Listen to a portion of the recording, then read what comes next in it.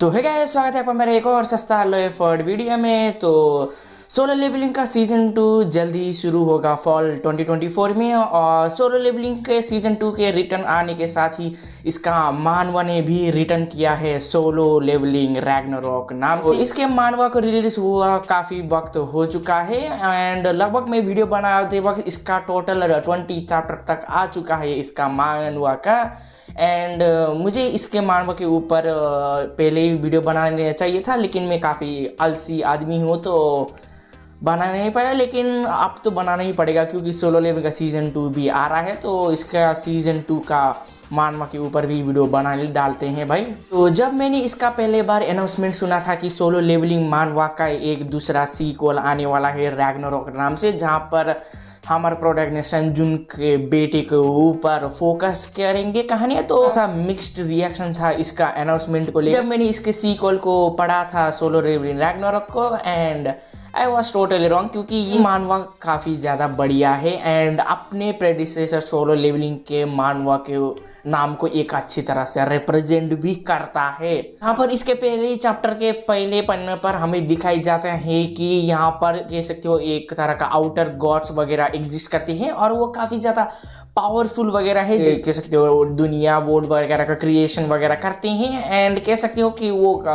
मर नहीं सकते, इस तरह का बीन वगैरह कहते हैं। लेकिन कह सकते हो कि आउटर गॉड्स वगैरह को भी कह सकते हो बोर होना शुरू हो जाता है। सभी बोर होने के चक्कर में कह सकते हो अपनी क्रिएशन को आपस में लड़ाते हैं और उन सब मर जाते हैं, लेकिन फिर से उनको जिंदा कर नेवर एंडिंग वाला प्रोसेस वाला काम कराते हैं उनको एंटरटेन करने के लिए और वो एंजॉय करते हैं। लेकिन वहाँ पर एक प्रॉब्लम हो जाता है, वहाँ का एक आउटर गॉड का क्रिएशन आकर उस गॉड को ही पेल देता है। आउटर गॉड्स को एक दूसरे के लिए कोई सिंपैथी वगैरह नहीं रखते, वो सिर्फ अपने मतलब से है। इसी आउटर गॉड को क्रिएशन ने आकर ही पेल देने का कारण सारे गॉड उस क्रिएशन पर काफी ज्यादा इंटरेस्ट पाते हैं और उसे वो अपना बनाना चाहते हैं। कहानी रिवॉल्व अराउंड करता है सोलो लेवलिंग का प्रोटैगनिस्ट का बेटे के ऊपर। सॉन्ग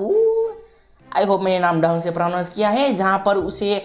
कह सकते हो कि एडमिशन मिलता है आर्ट्स यूनिवर्सिटी में और हमें वहां पर दिखाया जाता है कि एक लड़का आता है तो हमारे प्रोटैगनिस्ट से बिल्कुल भी मिलता नहीं और उसे आकर ही पेलने का सोचता है, लेकिन हमारा प्रोटैगनिस्ट उसे रिवर्स पेलता है। लेकिन वो एक तरह का एक पंच देता है, लेकिन वो पंच कह सकते हो कि एक तरह का माना से इन्फ्यूज्ड होकर देता है और हमें बताया जाता है कि इस दुनिया में अब तक कह सकते हो कि कोई मॉन्स्टर वगैरह एग्जिस्ट नहीं करते, सभी लोग पीसफुल लेते हैं। लेकिन तभी यहाँ पर डेंजन्स वगैरह ओपन होना शुरू होता है, वहाँ से मॉन्स्टर वगैरह आते हैं और इंसान के ऊपर माना वगैरह आकर उन सभी के पास स्पेशल एबिलिटी होता है और उन्हें हंटर कहते हैं और डंजन के अंदर जाकर मॉन्स्टर को डिफीट करते हैं। अगर टाइम के अंदर उन्हें डंजन में जाकर मॉन्स्टर को डिफीट नहीं किया तो डंजन के सारे मॉन्स्टर आकर इंसान के ऊपर हमला कर सकते, ऐसा वगैरह वगैरह स्टफ दिखाया गया है। इस तरह का सभी चीज़ भी हमें सोलो लेवलिंग में भी देखने को मिलता है। यहाँ बताए जाते हैं कि पूरे 2 साल हो चुके हैं वो सारे मॉन्स्टर वगैरह आए हुए इन दुनियाओं में और यहाँ पर 2 तरह के लोग लेते हैं, जैसे कि एक मैजिक क्यों कह रहा हूँ, माना यूजर और नॉन माना यूजर। और हमारा प्रोटैगनिस्ट अनफॉर्चुनेटली एक नॉन माना यूजर है, तो वो नॉर्मल कॉलेज में जाकर अपना पढ़ाई कर लेता है। एंड अगर आपने सोलो लेवलिंग का मानवा पढ़ा है तो उसमें 200 चैप्टर तक था एंड उसमें हमें दिखाई जाता है प्रोटैगनिस्ट ट्रेनिंग के वगैरह करता है, डंजन में जाकर अपने पिता को फेस भी करता है। और मैंने सोचा था कि हमारे प्रोटैगनिस्ट के पास पावर एबिलिटी वगैरह होगा, तो ऐसा कुछ भी नहीं है। हमारे प्रोटैगनिस्ट को पावर वगैरह सब कुछ सील किया गया है संजुन ने और हमारे प्रोटैगनिस्ट को मेमोरी भी सील किया गया है भाई। आगे हमें दिखाई जाता है कि डंजन से कुछ लोग आते हैं और वो लोग सभी मॉन्स्टर को डिफीट कर आते हैं और हमें यहाँ पर कह सकते हो कि थोड़ा सा डिफरेंट अगर नया मॉन्स्टर भी देखने को मिलता है, जहाँ पर ब्लू फ्रेम वाला एक तरह का ज़ॉम्बी मॉन्स्टर भी देखने को यहाँ पर कह सकते हैं हंटर्स वगैरह लोग जाकर उन सभी मॉन्स्टर को मार कर तो आते हैं डंजन से बाहर, लेकिन उनके कह सकते हो कि थोड़ा सा स्क्रैच वगैरह भी पड़ता है उन सभी मॉन्स्टर से लड़ते वक्त और उन स्क्रैच से कैसा फ्लेम ज़ॉम्बी वगैरह बनकर उन सभी को हमला करना शुरू करता है। हर हमारा प्रोटैगनिस्ट अपने आर्ट्स क्लास में एक ड्राइंग बनाता है बेरू का कह सकते हो कि हमारे प्रोटैगनिस्ट का एक तरह का कह सकते हो मेमोरी लॉक किया गया है, लेकिन उसे सपने की तरह याद करता है, वो एक तरह का सपना हो ऐसा सोचता है। वहाँ पर वो सभी मॉन्स्टर आकर उन सभी को मारना शुरू करता है। हमारा प्रोटैगनिस्ट भी कह सकते हो कि भागता है, लेकिन वहाँ पर एक लड़की को जान बचाने के लिए वो आकर उस मॉन्स्टर से लड़ता है। तभी हमारा प्रोटैगनिस्ट के सामने स्क्रीन आकर रिक्वायरमेंट फुलफिल हुआ, भाई तुम प्लेयर बनने का कहकर हमारा प्रोटैगनिस्ट एबिलिटी अनलॉक करता है और वहीं पर एक कमाल का बैटल शुरू होता है। और हमारा प्रोटैगनिस्ट कह सकते हो कि उतना ज़्यादा ताकतवर नहीं है, क्योंकि उसका सभी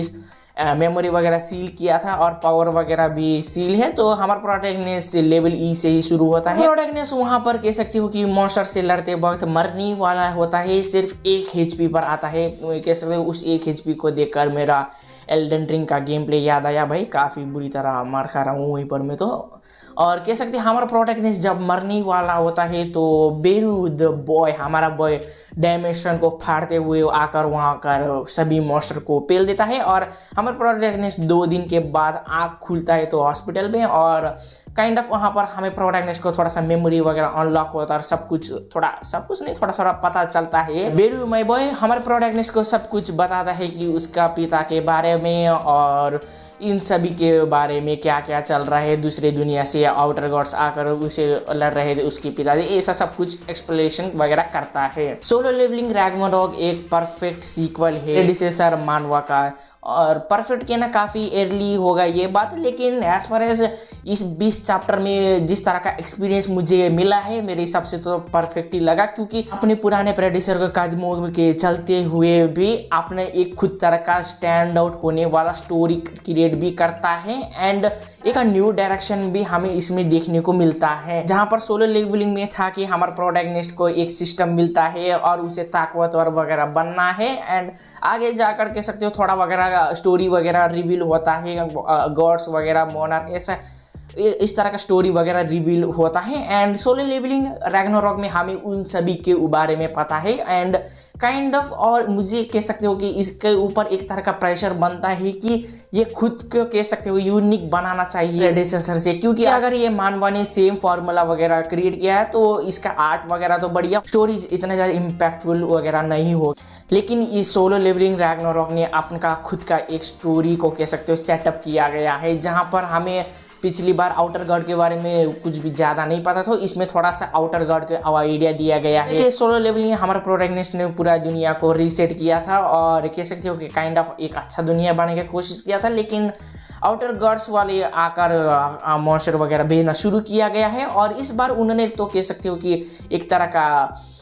खुद का एक कल्ट को भेजा है वहां पर टेक ओवर करने के लिए, और हमारा प्रोटैगनिस्ट ई रैंक में है तो उसे लेवल अप करने के लिए डंजन्स वगैरह में जाना पड़ेगा। और हमारे प्रोटैगनिस्ट को कह सकते हो कि एक ट्रैवल कंपनी मिला है बेरू माय बॉय, लेकिन बेरू अपने कह सकते हो कि फुल फॉर्म वगैरह ताकतवर नहीं है, क्योंकि काफ़ी सारे डायमेंशनल को तोड़ के हुए आते वक्त उसका और अब सब कुछ खत्म हो चुका है और वो बना है एक छोटा सा कह सकते हो बच्चे की तरह है। हमारा प्रोटैगनिस्ट लेवल अप करेगा अपने पिता की तरह, प्रोटैगनिस्ट को ताकतवर भी होना है और आउटर गॉड्स वाले अपने चमचे भेज रहे तो उन सभी को हैंडल भी करना है और अपने पिता को भी मिलना है। और हाँ, यहाँ पर हमारा प्रोटैगनिस्ट का कह सकते हो माँ भी कह सकते हो मिसिंग हो चुका है। मैंने सोचा था कि वो अपने कह सकते हो संजुन वो अपनी बीवी को लेकर गॉड से लड़ने को गया होगा, लेकिन ऐसा नहीं है। हाँ, यहाँ पर हमें दिखाया गया है कि हमारा प्रोटैगनिस्ट का माँ अभी अब मिसिंग है। चैप्टर आया है उन 20 चैप्टर में बहुत सारे बढ़िया सा पैक वाला पैनल और इंटरेस्टिंग स्टोरी टेलिंग और कह सकते हो एक तरह का नया कॉन्सेप्ट वगैरह और पुराने कैरेक्टर्स भी देखने को मिलता है यहाँ पर। And I am looking forward to this मानवा भाई। इसके 20 चैप्टर में मैं पूरी तरह घुस चुका हूँ और मुझे इसका स्टोरी टेलिंग काफ़ी ज़्यादा बढ़िया लगा। पर हमें इसमें कह सकते हो कि प्रोटैगनिस्ट का सिर्फ लेवलिंग अप पर ही फोकस ना करते हुए दूसरी चीज़ में भी फोकस करते हुए देखने को मिलेगा। गॉड्स का मोटिव वगैरह और उन सभी का कोई किसी तरह का चमचे को भेजने वाला कांड, और साथ ही साथ पोटेंशियली बहुत सारे पुराने कैरेक्टर्स का रिटर्न करते हुए भी हमें पोटेंशियली देखने को मिलेगा। और जहाँ तक की बात हुई इसका आर्ट स्टाइल, तो सोलो लेवलिंग जैसा ही इसका आर्ट स्टाइल बढ़िया तरह का आर्ट स्टाइल है। तो वीडियो को ज़्यादा लंबी ना खींचते हुए मैं यहीं पर ख़त्म करना चाहूँगा। उम्मीद करता हूँ कि आपको ये मेरा सस्ता लो एफर्ट वीडियो अच्छा लगा, और कुछ ज़्यादा ही अच्छा लगा तो चैनल को सब्सक्राइब कीजिए, अपने दोस्तों के साथ शेयर कीजिए, एंड थैंक्स फॉर वॉचिंग।